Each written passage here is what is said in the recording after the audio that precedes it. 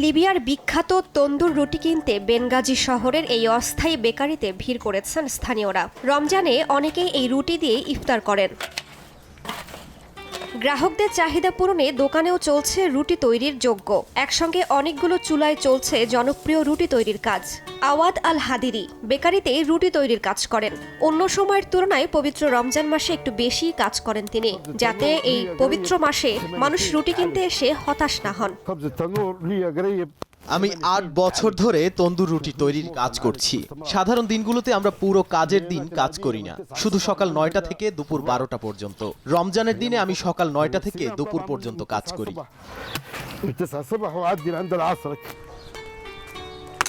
তন্দুর রুটি তৈরি করা হয় গমের আটা দিয়ে। লিবিয়ার মানুষের কাছে এটি শুধু স্বাস্থ্যকর খাবারই নয়, লিবিয়ার ঐতিহ্য ও সংস্কৃতির অংশও বটে।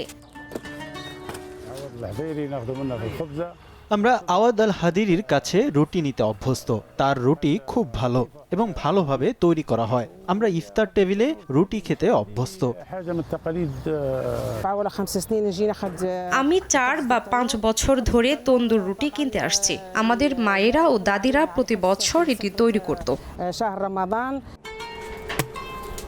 তন্দুর রুটি কয়লার জ্বলন্ত চুলার পাশে আটকে সেক দেয়া হয়। একটি তন্দুর রুটি ৫ লিবিয়ান দিনারে বিক্রি হয়। আগে গ্রামবাসীরা ঐতিহ্যগত চুলায় রুটি তৈরি করত। সে সময় জ্বালানিও সাশ্রয়ী ছিল। রাইসা জান্নাত, সময় সংবাদ।